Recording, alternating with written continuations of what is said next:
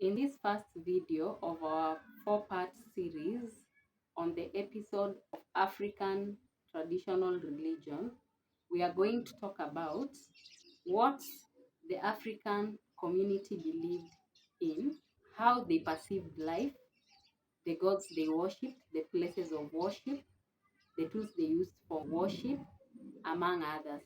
If you're interested to know a bit about our culture, and specifically we're going to talk about the Luhya community, and I'll talk about the three sub-tribes that have been able to live in. We know that Luhya is a very large tribe in Kenya, but we are going to talk about some traditionals that have been able to witness or gotten stories from people I've lived with. So it's from first-hand information. But believe me, you, from whichever sub-tribe you're coming from, these things vary, because even in the three sub-tribes that have been able to live in, there are things that are different in different locations. Therefore, these ones I'm speaking from the gathered information from three sub-tribes, that is the Wanga, the Toto, and the Kabarasi. Therefore, you're welcome into this episode, and let's learn our culture. With your host Charity Tabuke, and Charity, I begin at home. My people, let's set the stage by looking at how African community viewed life. They viewed life not only as a journey from birth to death, but also as a roller coaster that transitioned people from mortal bodies to spiritual beings, therefore being able to graduate into a more powerful being. Why am I saying so? Because in African traditional community, they used to worship spirits, god or gods, and also they worshipped ancestors. These ancestors are the people who transition from the mortal or natural physical world into the spiritual world. And as we know, these people used to pray and seek invention from the supernatural world, whereby these beings were involved into solving these problems. Now, how did these people arrive at worshipping God from various places of worship? This comes from one's belief, something that starts from inside. Now, they had some different beliefs about higher beings that are more powerful than them, which they had to pray to be able to solve the issues and circumstances and challenges they are facing in the society. Therefore, they believed that these transcendent beings will be able to solve their problems. Number two, they also believed that humans correlate with their surrounding. Therefore, they depend on each other for existence. Another thing is what we've talked about prior, that they believed dying isn't the end of life, but transitioning to a higher being who will come to join forces of ancestors and spirits and God to be able to help the living conquer their day-to-day challenges. These beliefs had some simple impact to way more complicated impact in the society.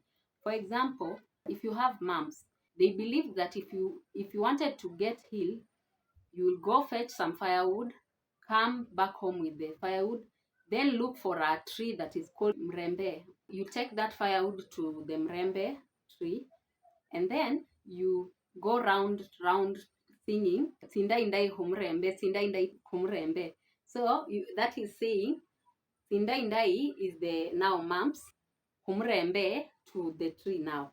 Now you're telling the sickness or the disease, the mumps, to go to the tree, because you are now like exchanging the sickness with firewood. Now, when you are rounding that tree, you say that, then you run. You run very fast away from the tree, leaving behind the firewood. And then when you run, you make sure you don't look back, because if you look back, the mumps will come back. Now, the person who is going to fetch those firewood, is the person who is going to now be the new owner of the mumps or Sindaindai. We called them Sindaindai. Now, that is one belief. Another one that there are a lot of them, but I'll just give two simple examples. Another one is if you had heart problems, people with heart problems grow very thin. With time, you just see their health not being stable. What they did, they took you, they could take this person who is sick, take them to the banana plantation, then put some medicine on him or her, then tie them to the banana trunk. And then after tying them, they make sure this person is very straight. You get? Now, when this person is straight on the banana trunk, they cut it from behind. Now this person falls using the backside. Now, when this person falls, definitely for any human being, when you fall using, when you fall like this, you are tied and you cannot untie yourself. When you get into shock, that shock of now falling, the heart comes back into place, and then you are okay. That is how they believed, and these things did work. And I don't know if they worked because that was the healing power or it was a way of healing, but can you comment below? Tell me, what do you think? These things were they just working because these people believed, or it was the medicine or the way they used to cure these diseases, that the ones that cure them, or it was combined forces of believing and having these ways of healing? Comment below and let me know what you think. Now, into the hardest way they handled things. They believed that if somebody died, they had to wait for 40 days, then they do something that is called makumbusho, or remembering the dead. And also, if somebody died in town, for example, this person had secured a job in town and then they died there, definitely they have a house there, either rented or owned. After some time, I don't know how long it takes, because even for us, when our dad died, we did that. We went to town and fetched the shadow. They said we went to fetch the shadow. So the whole family goes, the children, the wife, if he's there. Yeah, we went, all of us, go and fetch the shadow.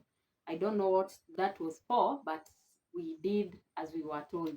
Another thing, now this one, I've never seen it, but I've heard people saying that if they believed that this person's life was cut short, they died before their time, maybe they were bewitched and died, that family will take a needle or a torch that is put on.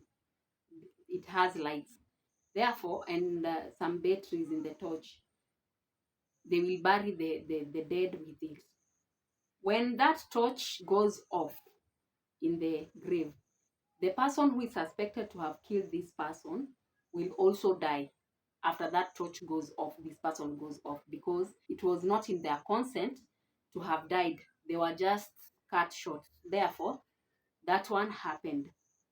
That is a story I also had.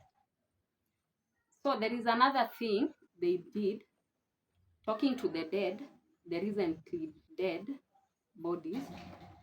If these dead bodies were not cooperating with the living accordingly. For example, you find that somebody has died and this person refuses to go somewhere.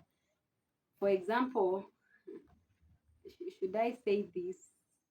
Okay, there is this politician that died years back, and as he was being taken home, and this one happens from tribe to tribe, and this person was being taken home from Nairobi to their place.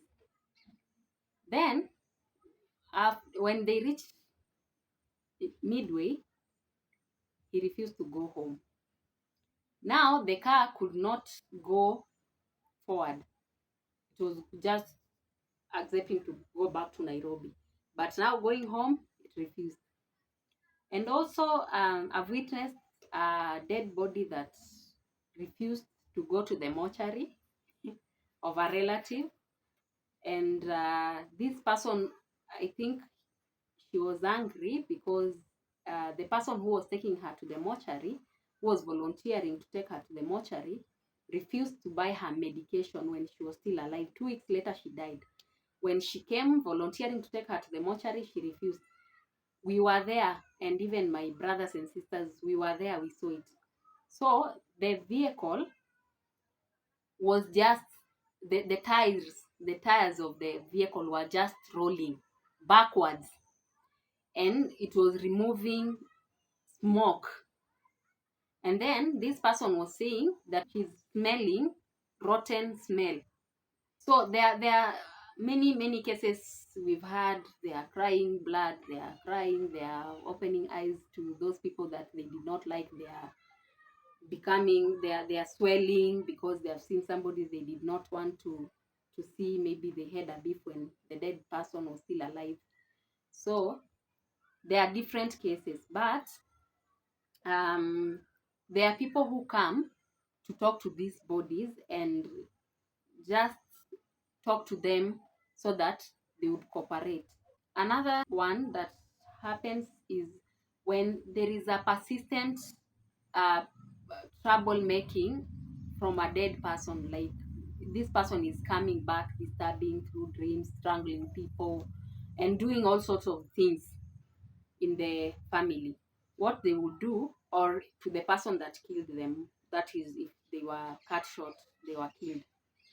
This person, they will just go to the grave and burn the grave so that that spirit would not be there to disturb them. Another belief is, if there was a problem that was persistent in the family, maybe premature death, chronic diseases, bad dreams, and a lot of bad luck and bad omen happening in the family, and they go to the diviners or sorcerers or witches, and this thing is not working, they would sacrifice to be able to appease the spirit so that they may consult of what is the problem in the family that is not being, maybe they are not attentive to, that the spirits are angry about.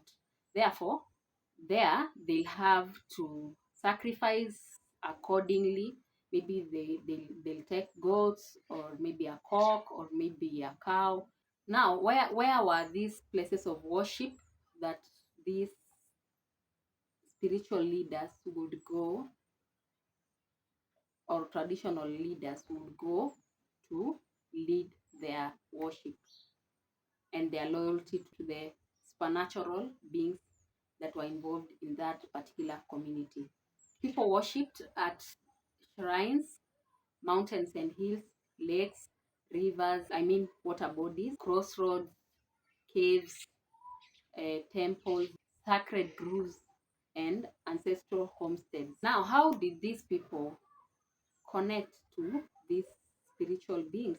They did that through prayers and invocation, offering and sacrifices, rituals and ceremonies, divination and oracles, trance and possessions of spirits, pilgrimage and sacred sites, ancestral communication, and interpretation of signs and omens. These spiritual leaders or traditional leaders used some tools to be able to work for or against the community. We know by now that they believed in correlating with the nature. Now they use things like water, ashes, herbs, animals, air, thunder, rain, and many other objects of nature. Now, I'll explain a bit how they use these things.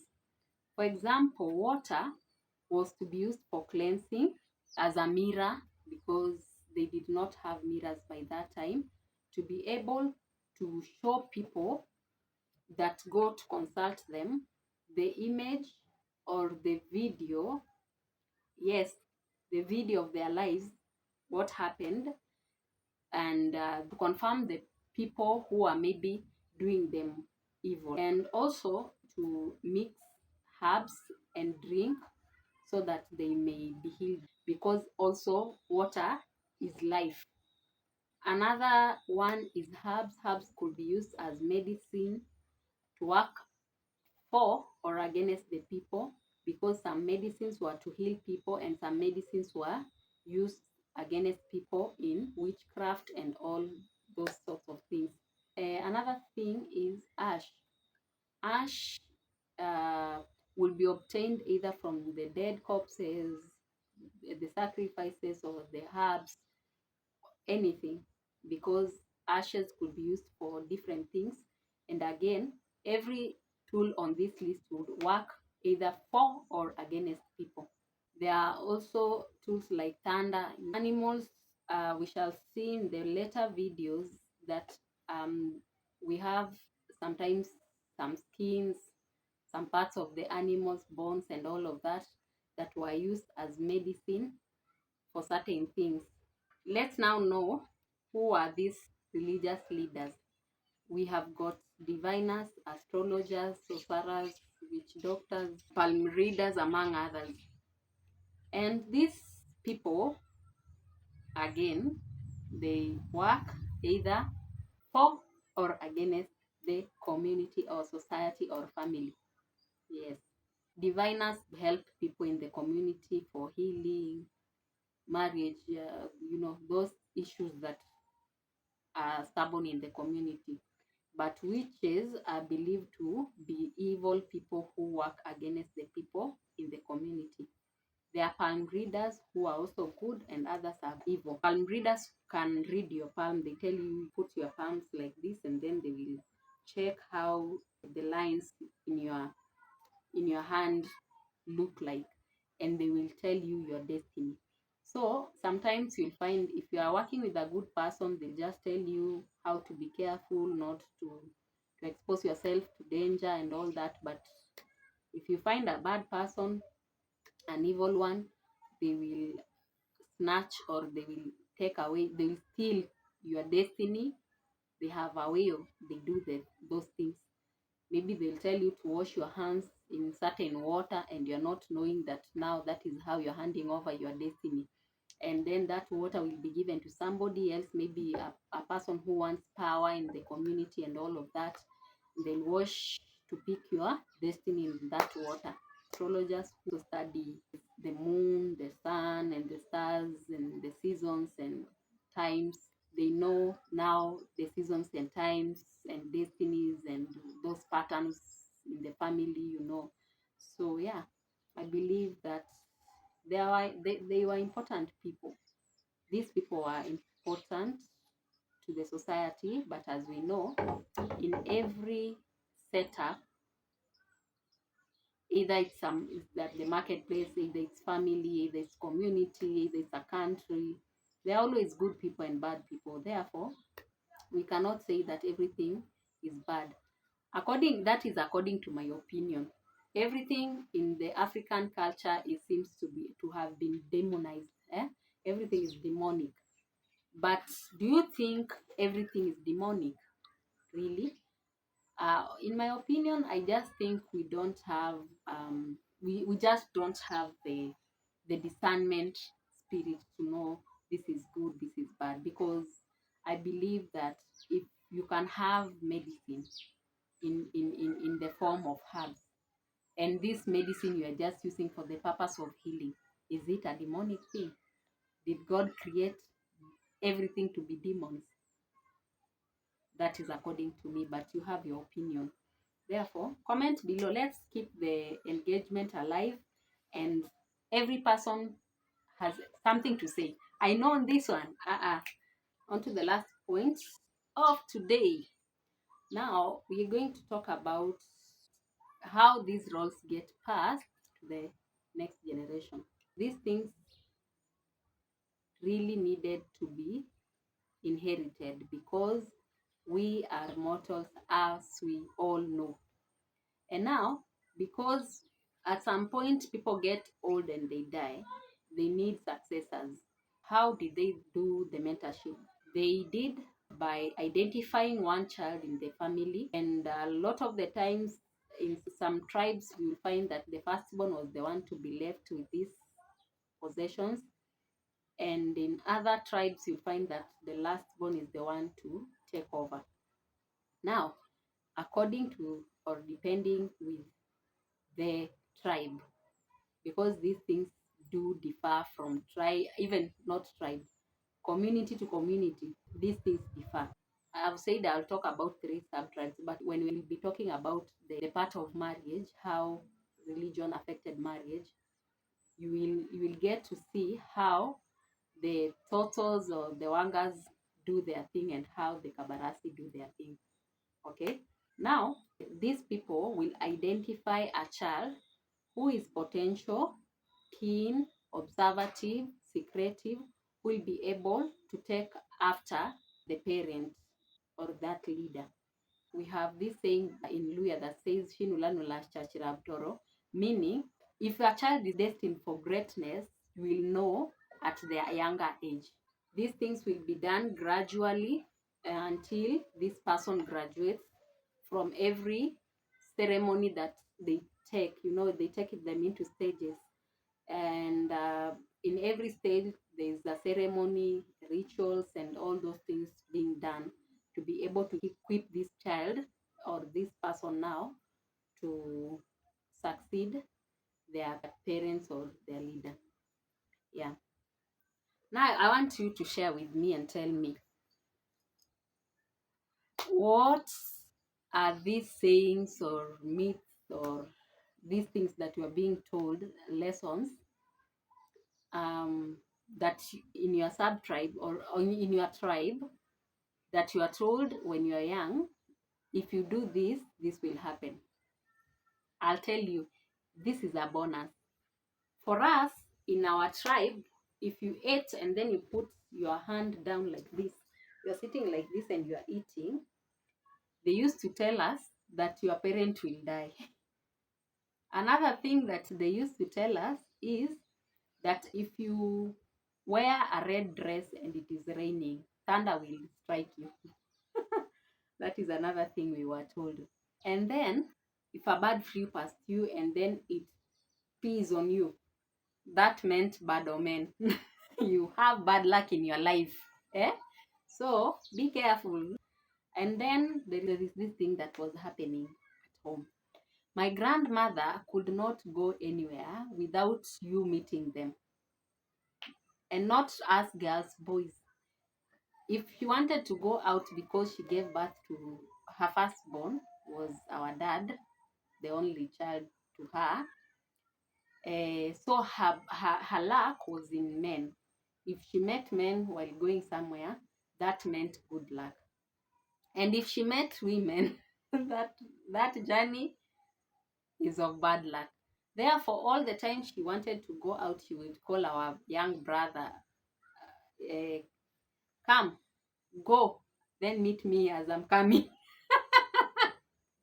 And then that one will happen all the time. And I also started believing that until now. I met different people, and then I see bad luck is just bad luck. That day is just a bad one. So things changed along the way. Yeah. Then there is this one, you've just come back from a journey. And then you hear a bird singing, a certain bird singing on your left side of the journey. It means death in your family where you're going to. I've heard stories of people talking about those things happening, and different people, different experiences. Yeah, I'll say the last one, even as we wrap up this video. If you're liking this video so far, kindly hit that like button, subscribe to this channel, and also share to someone who would like to listen to these videos. People have lost their traditions, cultural backgrounds. We are now, all of us are being brought up in different family religion setup like Christianity, Islam, Hinduism, and all of those. And also we are going to school with different people, so our culture capital is really getting lost. Therefore, the last one is, if you saw a certain rat-like animal, it's bigger than a rat, but it is white in color. If it appears to you, and that thing really don't appear. By the way, I only saw it once in my life. I've never seen it anywhere, and I don't know. I have remembered the name. It's called the shihome. If you see that thing in your life, uh, if you ever see that thing in your life, if that thing appears to you once, twice, thrice, you know, it means that you have greatness in your life. It means that you are destined for greatness. Now, that is a belief that I was told, and also I was told that it has its medicinal side. I'm grateful for you having stayed until now, and for that, thank you so much. Until next time, lead with virtue, lead with purpose, and lead with impact. Thank you so much, and bye for now. Love you.